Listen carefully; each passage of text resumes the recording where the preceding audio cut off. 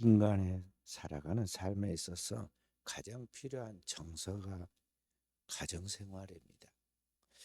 그래서 가정에서부터 이제 인간의 삶이 구성되고, 그리고 그 가정의 삶의 그런 힘을 또 거기서 주어지는 그 모든 그러한 은혜를 가지고 오늘 우리에게 주어진 한평생의 인생을 살아가는 것입니다. 가정을 이루는 것은 부부지요. 사랑하는 어, 사람들, 서로 이성끼리 가장 이상적인 사랑하는 그 짝을 만나서 부부의 연을 맺고 나가죠. 그래서 부부는 평생 가는 그런 친구이고 연인이고, 그리고 남편과 아내로서 끝까지 가는 것을 볼 수가 있습니다. 그런 모습들을 보면서 우리의 자녀들이 어릴 때부터 성장해 가면서 자기들도 그러한 부모와 같은 이상적인 짝을 만나서 행복한 가정을 이루어야겠다는 행복한 가정을 꿈꾸게 됩니다. 그러다가 이제 장성한 이 자녀들이 이제 결혼의 대상을 만나서 서로 약속을 하고 결혼식을 하려고 청첩장을 돌리게 되죠.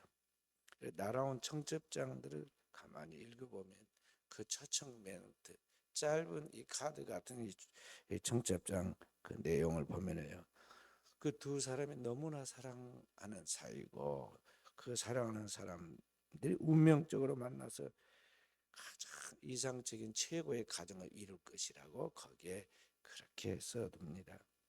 그런 희망과 함께 연출된 멋진 사진을 다 실어가지고 자기 아는 사람들에게 다 보내서 사람들이 많이 오기를 바라고 그렇게 보냅니다. 근데 막상 결혼식장에 가보면 그 친구들과 가족들 몇몇만 거기 안에 있고, 다 그냥 와서 얼굴 도장 찍고 그리고는 식당에 가서 밥 먹습니다. 그들이 꿈꾸는 이상적 가정을 이룰 것이라고 생각하며 그 카드를 보냈지만 그대로 믿는 사람은 거의 없습니다. 어른들은 다 인생을 살았기 때문에 그 카드를 보면서 속으로 그럽니다. 말은 하지 않지만은요, 아무것도 모르는 저 철부지들이 앞으로 어떻게 인생을 살고, 제발 헤어지지만 않고 끝까지 잘 살았으면 좋겠는데 속으로만 그럽니다. 그래. 옛날에는 그러한 일이 드물었지만 현대 오늘 우리가 살고 있는 그러한 사회는 이렇게 결혼한 가정들이 끝까지 사는 경우는 거의 드물고, 결혼하게 되면은 반드시 그 결혼이 이혼으로 이어져 가는 순서가 나옵니다. 우리 사회 속에 가정의 문제의 첫째가 뭐냐면은 결혼을 별로 중요하게 생각하지 않고 결혼의 필요성을 모른다는 거죠. 그래서 결혼하지 않는 미혼자들이 많이 있습니다. 그 다음에 두 번째가 뭐냐면 결혼해도 끝까지 가지를 못하고 중간에 이혼을 하죠. 근데 그게 길고, 예를 들어서 10년, 15년 뭐 그렇게 가다가 이혼한 게 아니라 5년, 3년, 2년, 1년 이러면서 계속 지금 그 속도가 빨라지고 있습니다. 그래서 오늘 이제 그런 것들을 보게 되는데요. 그래서 처음부터 오늘 우리가 살고 있는 이 사회에는 이 결혼의 문제가 까지 이제 다양한 해석이 나오고 있습니다.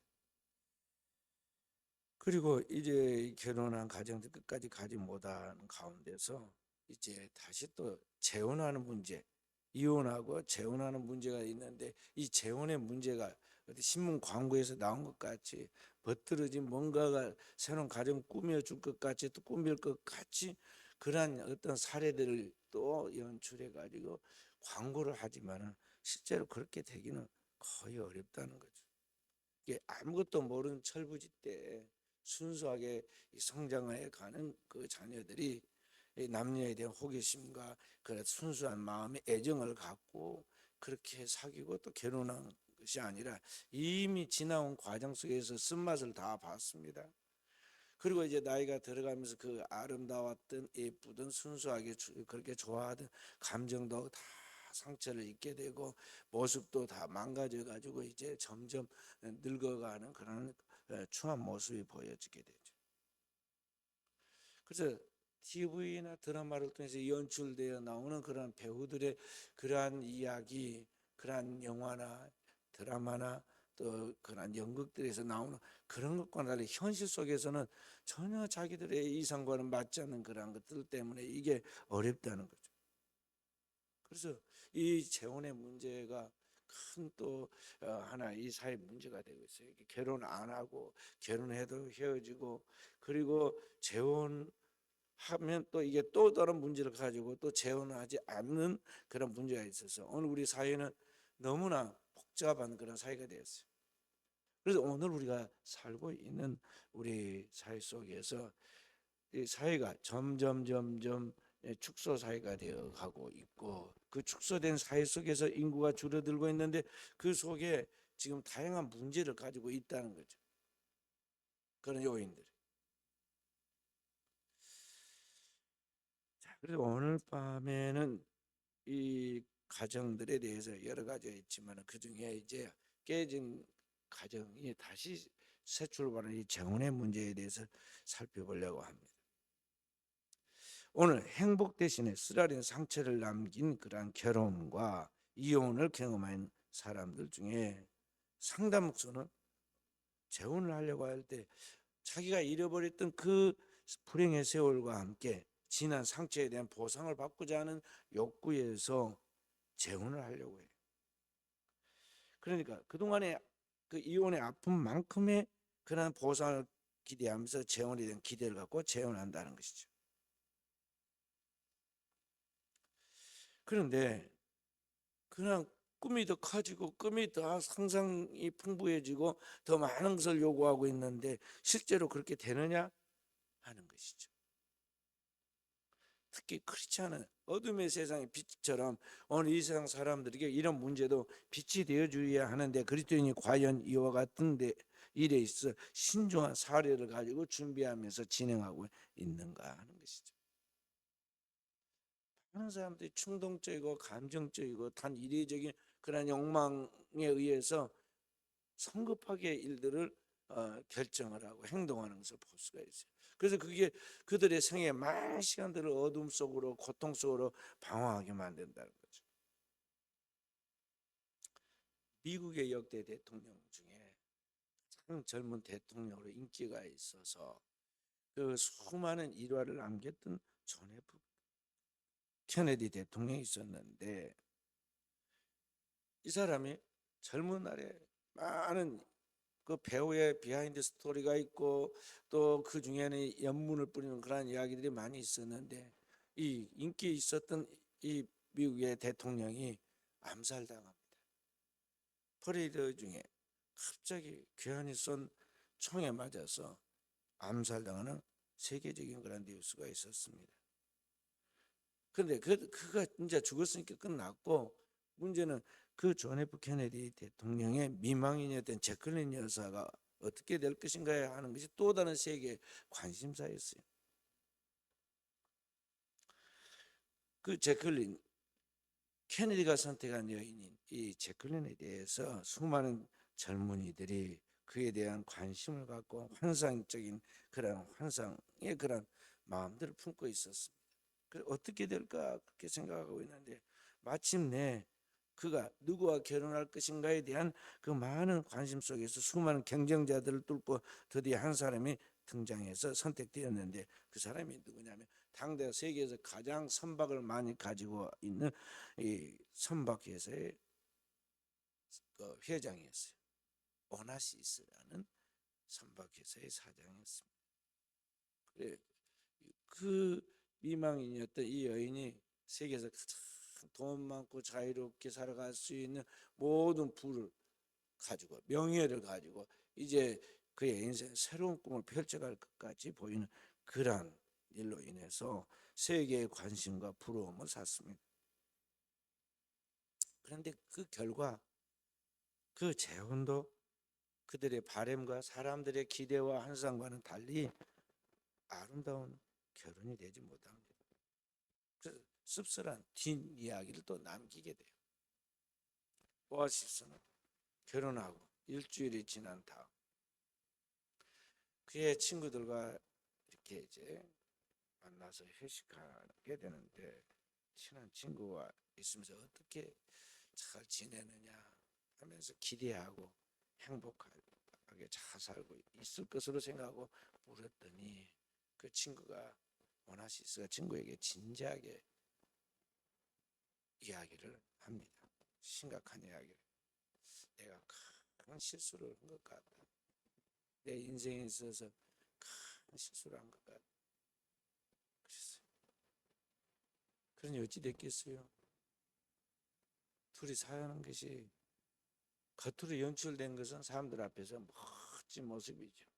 최고의 그런 명성과 부와 그런 것들을 가지고 최고의 집에서 차에 배에 그런 값비싼 옷을 입고 사람들 가운데, 사람들이 부러운 가운데 웃고 지나간 것 같지만 삶 자체가 이게 안 맞은 거예요. 둘이 자고 일어나는 시간도 안 맞고 먹는 식생활도 다르고 취향도 다르고 달라도 너무 그렇게 다를 수가 없다 이 말이죠.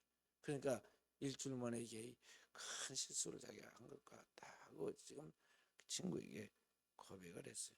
그럼 나중에 어떻게 됩니까? 이혼합니다. 또 다른 어떤 사람의 이야기입니다.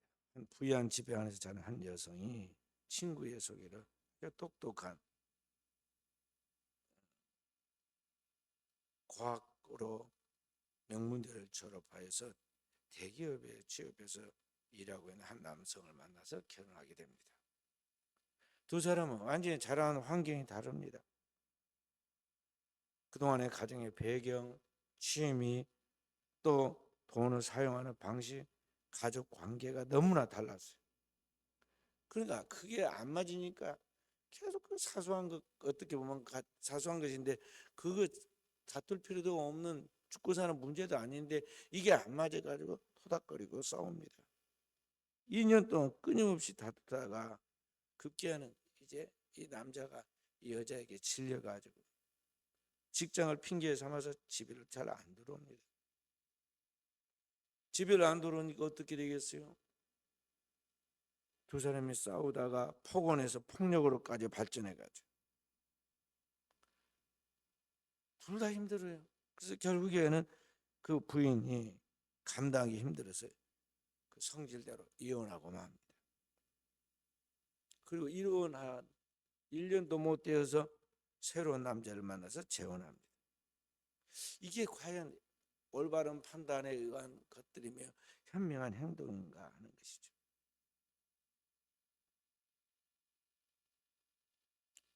그런 일들이 늘 우리 사이에 끊임없이 있습니다. 교회도 있어요. 교회는 없습니까? 어느 여집사님이 있었습니다. 꽤 똑똑한 여성인데 남편과 늘 불협화음으로 부딪히고 또 부딪히다가 결국에는 교인인데도 이혼을 했습니다. 그리고 믿는 사람으로서 또 같은 직중에 또 다른 믿는 남자를 만나서 그 남자의 뜨거운 프로포즈를 받아서 동거하다가 재혼합니다. 그러니까 연애할 때하고 결혼 생활할 때는 달라요. 그래서 늘 두 사람이 집에서 부딪히고 싸우면서 피곤한 생활을 반복합니다. 그래서 친구들끼리 양쪽 다 만나면 무슨 이야기를 하고 있느냐면 헤어지고 싶다 그럽니다. 교회 믿는 사람이니까 교회에서도 그 이야기를 하고 목사님 앞에서도 그 이야기를 하니까 담임 목사가 지도를 합니다. 성경을 가지고 이야기를 하는데 문제는 자신이 지금 내면에 혼란에 있고 영적으로 정신적으로 피폐해 있기 때문에 지도를 안 받습니다. 그러니까 옥토가 돼야 거기에 뿌리가 내리고 자라는 것이지, 여기가 자갈밭과 가시밭과 엉겅퀴가 있는 그 밭에는 쉽게 뿌리를 내려서 싹이 나고 꽃이 피고 열매를 맺지 않는다는 거죠. 그러니까 결국에 가서는 얼마 후에 또 두 사람이 헤어지고 다른 곳으로, 창피하니까 다른 곳으로 간다고 이사가, 그곳에서 또 다른 살 길을 모색하게 됐죠. 그런데 지난번에 상처를 받아봤기 때문에 쉽게 마음을 열지 못하고 계속 웅크리고 사람과 깊은 교제를 하지 않고 그렇게 삽니다. 그리고 사람을 늘 경계하고 그렇게 의심하죠. 오늘날 현대인들의 삶의 그러한 단면입니다. 우리가 살아가는 삶의 단면. 그리고 우리가 살아가는 이 삶, 세상 이야기는 천국에 들어가서 완전한 삶을 살아가는 것이 아니기 때문에 오늘 여기에서 거의 크게 벗어나지 않는 비슷비슷한 삶을 지금 살아가고 있는 것이죠. 그래서 그리스도인의 삶에 대한, 결혼 생활에 대한 부분에 대한 바른 정의가 우리 안에 딱 정립되어 있어야 하고, 또 첫 번째 삶에 있어서 이게 잘못돼서 다시 두 번째 시작하려 할 때는 그보다 더 훨씬 많은 성숙함과 정리되어 있는 자세 속에서 더 많은 사람과 더 많은 인내를 통해서 뭔가 새 출발을 하지 않으면 안 된다는 것을 알아야 합니다. 자, 그렇다면은 이제 우리가 이제 한번 결혼에 실패하고 다시 새 출발을 해서 나가려고 재혼하게 될 때는 어떻게 하는가? 답을 항상 성경에서 찾아야 돼요. 항상 모든 답은, 그리스도인의 답은 세상에서 찾으면 안 되고요. 사람들의 말로 거기에 답을 찾으려고 해서는 안 되고, TV나 다른 어떤 드라마나 또는 영화를 통해서 거기에서 답을 찾으려고 하면 안 돼요. 그리스도인은 항상 성경을 진지하게 읽고 말씀을 듣고 그 말씀을 잘 붙들고 기도하는 가운데 성령이 내게 정리해 준 하나님의 말씀 속에 답을 찾아야 한다는 것이죠. 자, 성경 뭐라고 말씀하고 있느냐?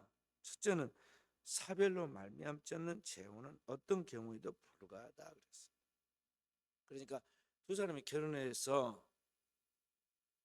재혼하는 데 있어서 첫째, 우리 아래에서 한 사람, 그 두 사람 중에 한 사람이 어쩔 수 없이 죽었을 때 그때 외에는 재혼해서는 안 된다, 그런 말. 절대 하나님은 허락하지 않는다는 거죠.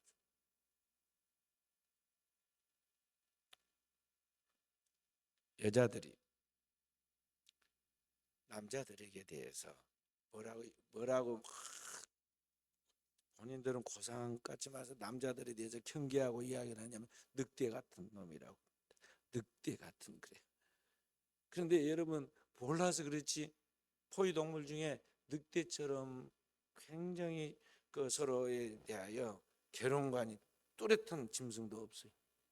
늑대는요 한번 딱 짝을 만나면 죽을 때까지, 한 사람이 아니라 한 짐승이, 늑대가 죽을 때까지 끝까지 살아요. 무리를 이루어서 그렇게 많이 무리를 이루어 지내면서 그래요. 뭐 늑대만 그러냐?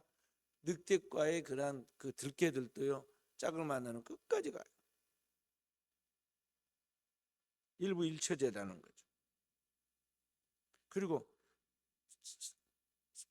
사람보다 뜻변해서 한 번 더 나은 것도 있어요. 왜냐 짝이 하나 죽으면 쉽게 말해 재혼하지 않고 끝까지 가버립니다. 끝까지 살아. 독신. 늑대만 그러냐? 코요테도 그러고 승냥이도 그러고 아프리카 들개도 그러고 너구리 같은 놈도 그러잖아요. 근데 너구리도 그래. 또 뱀 같은 그러잖아 우리가. 뱀. 그런데 뱀도 그래. 뱀도. 특히 둥지에 큰 킹코브라 같은 경우는요 평생 딱 한 짝만 같이 삽니다. 물고기도 그래. 물고기도. 어류도 있고요. 어류 중에 해마가 있어요. 해마가. 해마도 그러고. 또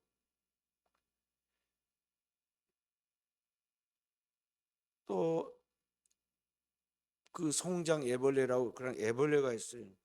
애벌레도 그래요. 송장벌레. 송장벌레라는 그 벌레도 평생 가. 그 다음에 독수리는 안 그럴 것 같죠? 독수리도 그래. 검은 대머리 독수리도 그러고 흰머리 수리도 그러고 한 번 짝을 만나면 끝까지 갑니다. 또 따라다니는 짐승 중에 키위, 흑고니, 큰 고니 다 일부 일체예요. 우리 인간만 지금 말이죠, 재혼을 하게 되죠. 그게 아주 선진 국가의 하나의 그 일반적인 문화같이 그렇게 지금 퍼져나가고 있죠. 그래서 성경은 우리에게 분명하게 이 하나님 창조 섭리, 말 못하고 영혼이 없는 짐승들도 그렇게 사랑을 보면 그 본능을 따라 사는데도 그렇게 한 걸 보면은 하나님의 창조의 섭리가 그러하다가 알 수가 있잖아요. 그래서 하나님이 절대 사람은 하는 짝을 만났으면 끝까지 가라. 사별 외에는, 한 사람이 죽는 것 외에는 재혼해서는 안 된다고 가르친 거예요. 두 번째는 재혼을 할 경우가 있는데, 재혼을 허락한 경우가 있는데, 그 뭐냐면 배우자의 음행. 그러니까 상대 배우자가 그 자기의 짝을 놓고 다른 음행을 저질러서 간음을 저질렀다는 말이죠. 그렇게 해서 이미 결혼 관계가 파탄이 났기 때문에 더 이상 결혼을 유지할 수 없으므로 그때는 이혼하게 되는 거죠. 주님이 어떤 사람이 와서 뭐 결혼 이야기를 하니까 성경에 무슨 이야기를 하냐면은, 모세는 이혼을 허락했는데 왜 당신은 그걸, 거기에 대한 정확한 말씀을 하지 않습니까? 그러니까 아니다. 본래 하나님께서 하나님이 짝지어진 것을 사람이 나누지 말라고, 이혼하지 말라고 했는데, 모세가 허락한 것은 하나님이 허락한 것이 아니라 모세가 너희들이 완악함으로 인하여 어쩔 수 없이 그렇게 그런 모습을 보고 차선의 선택으로, 그러니까 차선이라고도 말하고 차악이라고도 하는 그러한 것을 모세가 허락한 것이지 하나님이 허락한 거 아니다 그랬어요. 그러니까 음행으로 말미암아 이혼을 허락하고 재혼을 하는 경우는 어쩔 수 없는, 이 사회가 살아가는 데 있어 필요하니까 그렇게 허락한 것이 진짜 하나님의 창조의 본래의 뜻은 아니다. 그럼 또 한 가지는 믿지 않는 배우자가, 그러니까 한쪽이 믿지 않아 가지고 하나님 뜻을 모르기 때문에 자기 마음대로 살잖아요. 제 멋대로 사니까 믿지 않는 자가 그 상대에 대하여 함부로 대해 가지고 유기해 버렸을 때, 상대가 믿지 않는 그 사람이 그 자기의 짝을, 상대를 방치해 가지고 버림받았을 때, 그 말이에요. 그럴 때 재혼이 가능하다는 거예요. 이제 더 이상의 그 기대할 것이 없는데 거기에 혼자서 뭘 지키고 있을 필요가 없다는 거죠. 그래서 그때는 가능하다. 셋째는, 보통 이혼에 대한 몇 가지 견해 중에 셋째는 어떤 이유로 이혼했더라도 재혼은 가능하다 하는 경우가 있는데, 이게 이제 보편적인 이 사회 속에서, 특히 서구 선진 사회라는 사회 속에서 지금 유행하고 있는 그런 모습이죠. 그래서 둘이 아주 평생 영원히 사랑하고 죽을 것 같은 그 사람들이 어느 날 보면 조금 있다가 이혼하고 또 다시 다른 사람하고 재혼하고, 그런 것이 뉴스에 나오잖아요. 오늘 이 사회의 그런 일반적인 모습 중에 한 가지죠. 그러나 이 세 가지 중에 기독교인 전통과 성경의 규범을 보면 어디가 맞을까요? 두 번째가 맞잖아요. 두 번째. 여기 둘째는 재혼에 대해서 배우자의 음행이나 믿지 않는 배우자가 임의적인 유기로 이혼을 당했을 때, 그때 재혼한다, 그런 말이죠. 자, 그래서 그러한 차원에서 다시 한번 우리가 이제 성경적인 내용을 살펴봅니다. 첫째로 하나님께서 우리에게 이제 성경에 허락한 내용을 보면 사별이나 음행에 따라서 이 서로 헤어지게 됐을 때는 재혼할 수가 있다는 것이죠.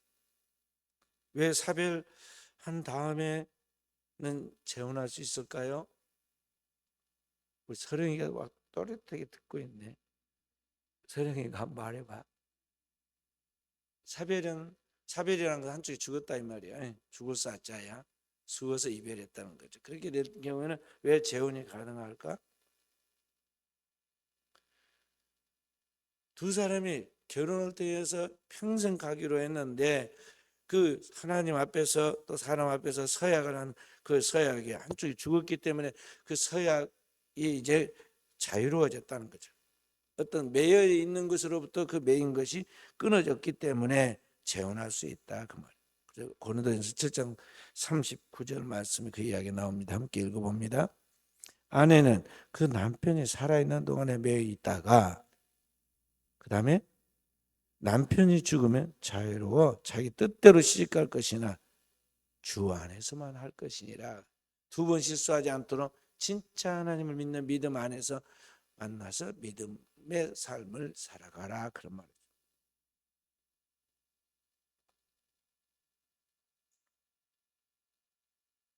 이것은 어느 사회에서나 다 인정받아요. 상대가 사별해가지고 그래서 재혼하게 되었다 그러면 다 그걸 보편적으로 받아들이고 그건 정당하게 생각하죠. 또 한편 상대가 난잡한 생활을 통해서 음행한 연고로 결국에는 살 수 없어 이혼하게 될 경우에는 어쩔 수 없이 이혼을 허락하게 되고 다시 재혼해도 이견이 없다는 것이죠.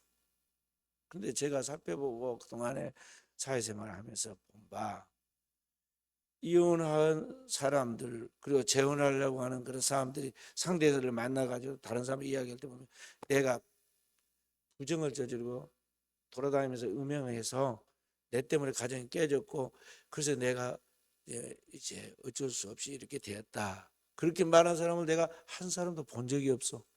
항상 만나면 누구 이야기를 해요?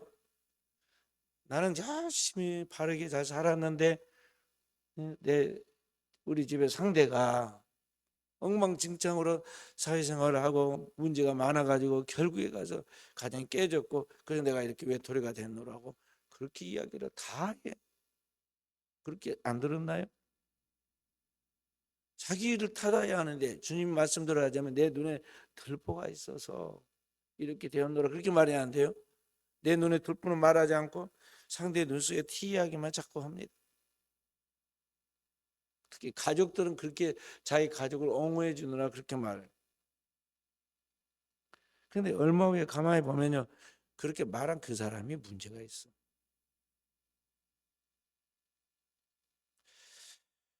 구약 성경은 이런 음행에 대해서 뭐라고 하냐면 사형에 해당한다고 딱 제목을 규정하죠.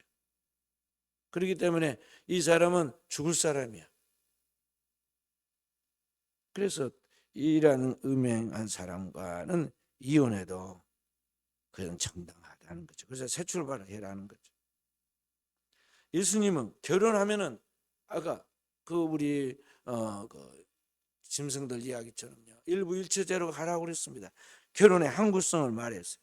그래서 마태복음 19장 6절에 보면 하나님이 짝지어 주신 것 사람이 나누지 못할지니라. 창세기에 있는 그 말씀을 그대로 다시 한번 반복해서 이야기하고 있어요. 진리는 변하지 않는다는 거죠. 4,000년 전에 떠오른 태양은 동쪽에서 떠오른 태양은 4,000년 지난 지금도 동쪽에서 떠오르죠. 만약에 서쪽에서 떠오르면 그 진리가 아니단 말이에요. 결혼의 제도도 마찬가지인 거예요. 시대가 바뀌었고 문명이 발달해서 오늘 사람들의 지식이 더 많아졌다고 해서 그게 바꿔지느냐? 그 사람들이 만드는 자기의 그런 합리와 자기 생각이지 절대 진리는 바꿔지지 않는다는 것이죠. 딱 한 가지 음행만큼은 결혼의 구속성을 해치하는 것으로 그렇게 본다는 것이죠. 장로교 표준 신앙 문서인 웨스트민스터 신앙 고백서 24장 5항에 보면 음행한 배우자를 마치 죽은 자와 같이 생각하여서 이제 그 사람과 끝났다는 거죠. 끝났기 때문에 자유롭게 재혼할 수 있다고 가르치고 있어요.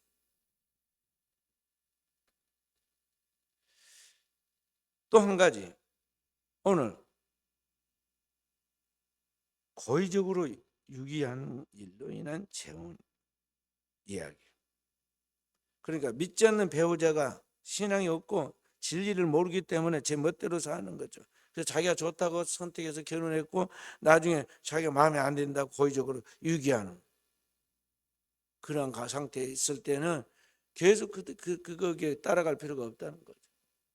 고의적으로 나간 그 사람에 대해서는 그렇게 해서 이혼이 됐다면 성도는 떳떳하게 재혼해도 된다 그런 말이죠. 그런데 여기에 대해서는 정통 성경적인 그런 내용을 포함하고 있는 게 아니기 때문에 웨스트민스터 신앙 고백서에 이러한 이야기가 나오지는 않습니다. 사도 바울은 오늘 7장 15절에 뭐라고 그러냐면은 믿지 않는 자가 갈라서고자 하면 갈리도록 가라 그랬어. 안 믿는 사람이 못 살겠다고 그러면은 너무 거기에 고민하지 말고 그냥 갈라서라는 것이죠. 믿는 자는 이런 일에 구속되지 않는다. 이래서 구속받는다는 노예가 된다는 뜻인데 구속받지 않는다 말은 노예 상태에서 풀려난다는 거죠. 그동안에 믿지 않는 그 사람에게 포로되어서 노예처럼 끌려다니고 있었는데 그럴 필요가 없다는 것이죠. 그래서 성도는 이러한 결혼에서 풀려났기 때문에 다시 재혼할 수 있다. 믿지 않는 자의 그런 육이라는 것을 버려버린 걸 말하거든요. 그 버려버린 그런 경우에는 다시 재혼할 수 있다는 거죠. 그런데 여기 성경에서 하지 않는 사유로 이혼한 경우에 우리가 재혼할 수 있는가 하는 것을 이야기할 때 오늘 성경 우리가 가르쳐 준 것은 뭐냐면 이혼한 사람은 만약에 다시 재혼을 한다면 첫째가 뭐냐면 헤어졌던 그 전 남자 또는 전 여자 남편이나 전 아내와 다시 재혼해라 그랬어. 하려고 노력해야 한다.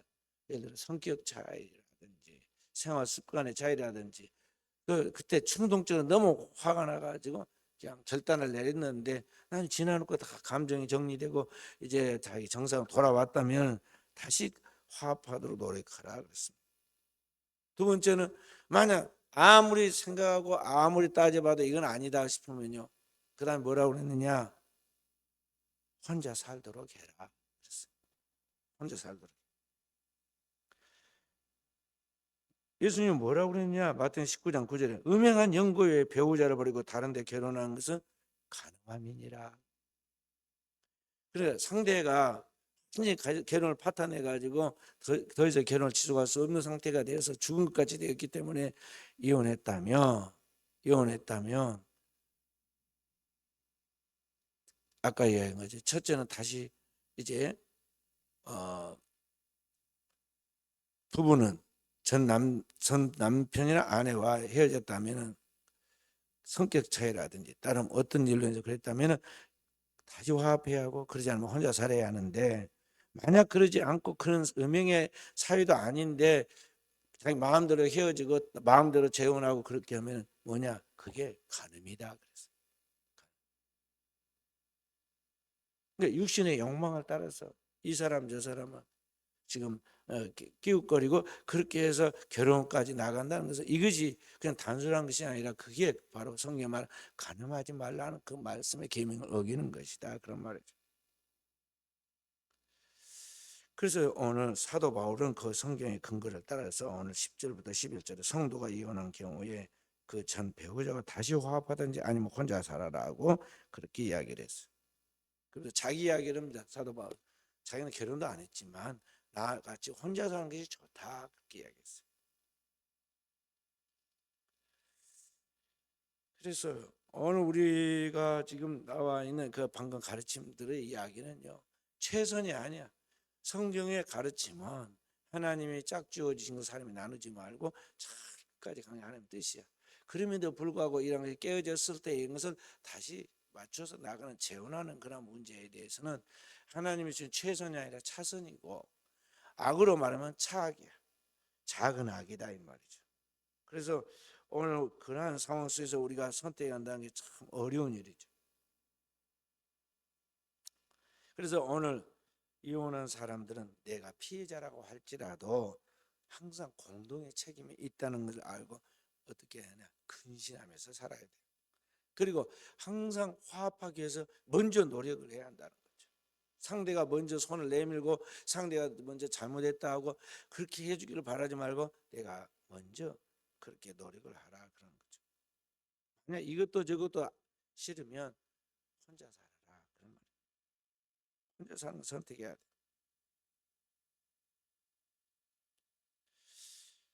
오늘날 그래서 보면은요, 혼자 사는 사람이 너무 많아.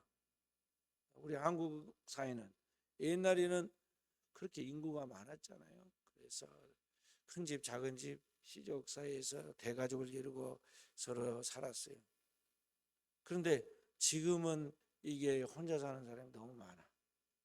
너무 많아가지고 이 사회가 지금 구성되기 어려운 사회가 됐고, 그래서 이 사회 그 부족한 인구를 보충하기 위해서 국가를 운영하는 사람들 입장에서는요, 우리나라에 많이 들어오게 해야 하니까 이 외국인들을 계속 불러들이잖아요.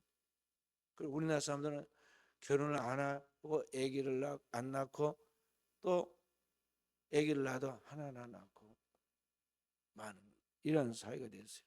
그러니까 오늘 우리 사회가 지금 미래가 불투명하게 되어 있다는 거죠.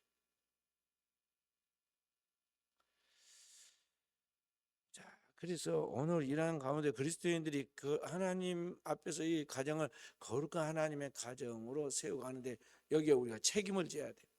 왜냐하면 모든 범사의 그리스도인은 삶 속에 세상에 빛을 비춰주는 사람이 되어야 하니까 이 사회를 구성하는 가장 중요한 핵심 구성 요소가 가정이고, 가정에서부터 우리가 가장 중요한 삶의 원동력을 거기에서 갖기 때문에 이 가정을 잘 하나님의 거룩한 가정으로 만들어 가도록 여기에 목표를 두고 달려가야 한다는 것입니다. 그런 의미에서 이게 가정을 지키는 게 얼마나 중요한 일입니까? 가만히 놔두면 저절로 좋은 가정이 되는 게 아닙니다. 왜냐하면 우리가 지금 살고 있는 이 사회는 죄악된 세계에서 날이 갈수록 부패가지고 정말로 마지막에 하나님 심판에 의해서 멸망할 수밖에 없는 그런 악한 세상으로 지금 달려가고 있어.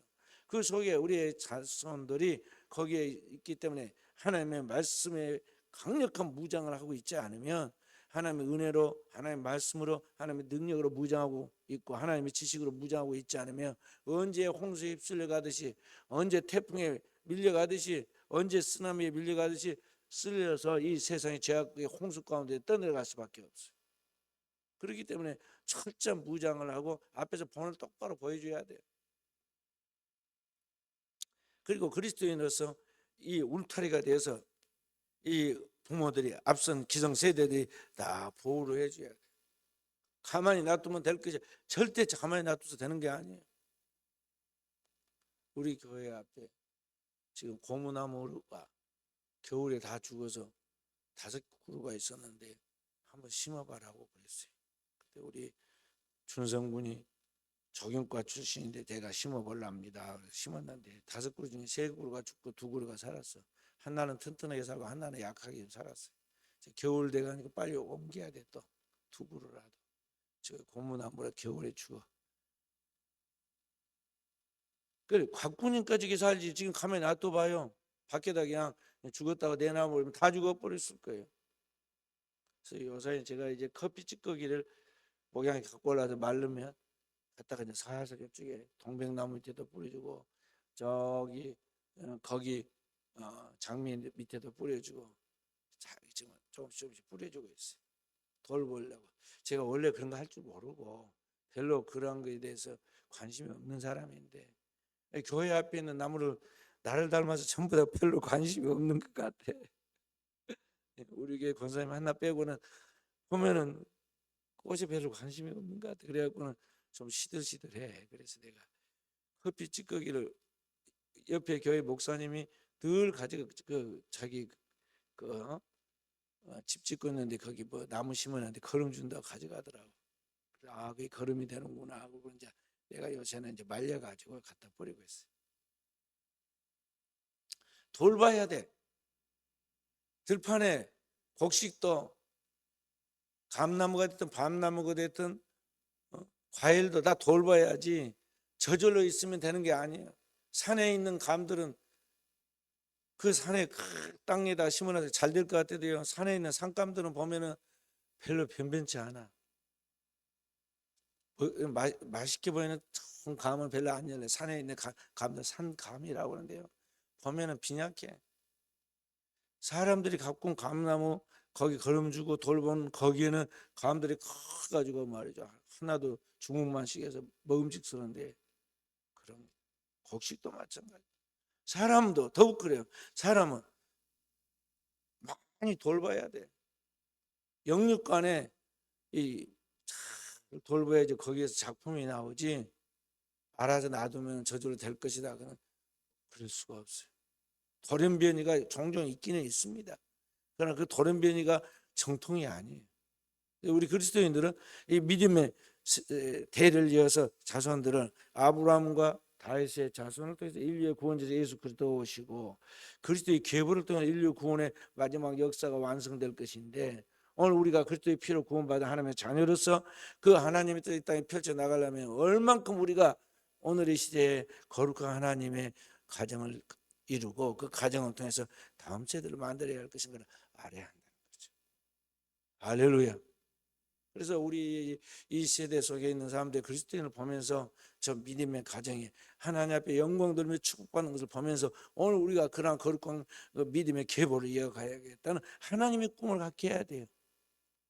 그냥 청첩장에 멋있게 디자인해가지고 글귀 미사역으로 잘 꾸며가지고 그거 보낸 거 부러워하지 말고 그냥 찬물로 한 그릇 놓고 결혼식을 했더라도 입는 옷 입고 새로 옷 안 사고 뭐 그냥 초라하지만은 가족들끼리 모여서 결혼식을 했다 할지라도, 우리 성도들끼리 모여서 결혼식을 했다 하더라도 진짜 제대로 믿어가지고 믿음의 경건한 거룩한 가정을 통해서 이 땅에 하나님의 영광을 드리는 그런 모습을 보여야 한다는 거죠.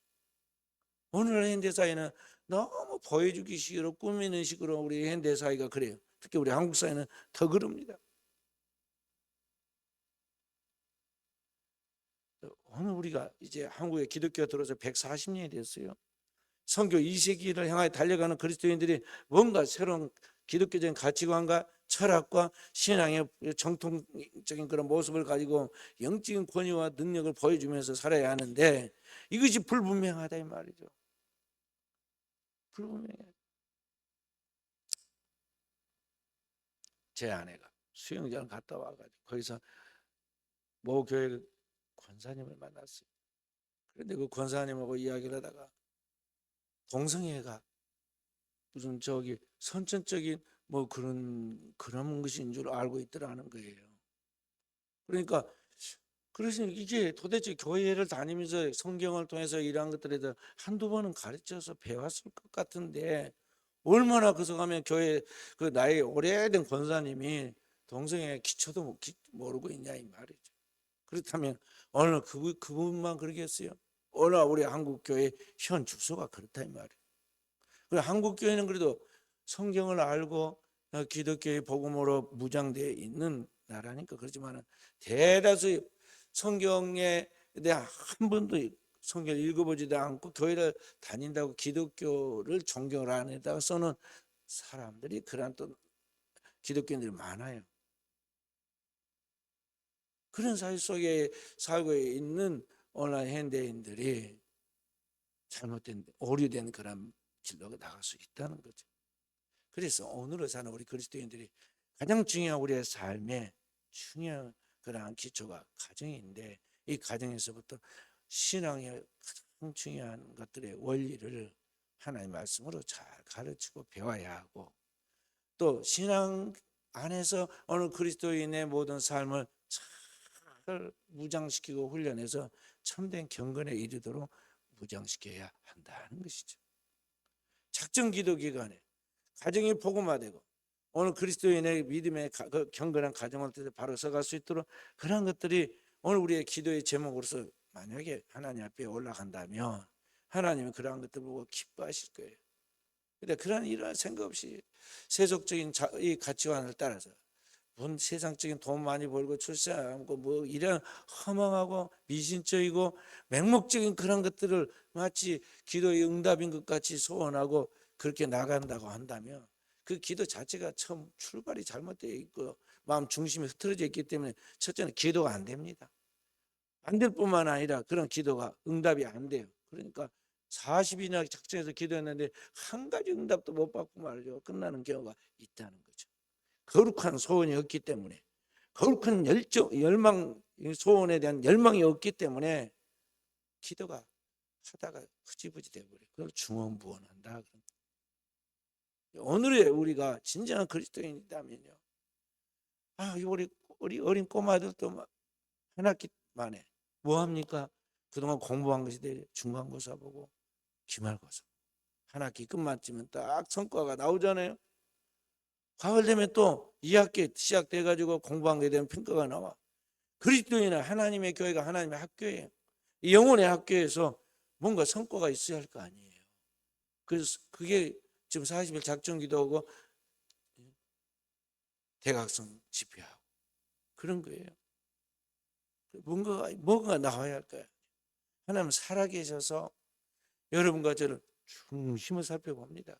그리고 우리에게 필요한 것이 무엇인지, 가장 중요한 것이 무엇인지, 하나님의 축복하시고 계획하신 것이 무언가에 대하여 하나님이 다 예비해 놨다고. 우리가 소원하고 기도하고 구하는 것보다 넘치는 하나님의 높은 계획들을 세워놔. 그런데 문제는 그릇이 준비가 안 됐어. 그 축복을 받을 수 있는 사람이 돼야 하는데요, 사람이 안 되고 저 한쪽으로 흘러버려. 너무나 그릇이 작고 너무나 유치하고 너무나 세속적이야. 하나님의 은총, 하나님의 거룩한 것을 헛된 것으로 바꿀 가능성이 많으니까 하나님의 축복을 가지고 여기만큼 왔다 가돼요. 거룩한 것을 계획에 던지지 말아나. 그런 말씀처럼 줄 수가 없어. 그래서 하나님 도로 거둬가는 거예요. 하나님이 안 주시는 게 아니에요. 축복을 준비해 놨다가도 우리가 준비가 안 돼가지고 받을 그릇이 못 돼서 받지 못한다는 걸 알아요.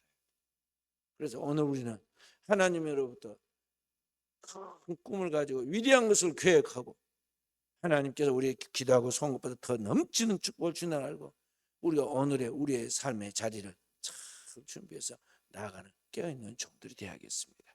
바로 그 사람에게 하나님이 은총을 주실 것입니다.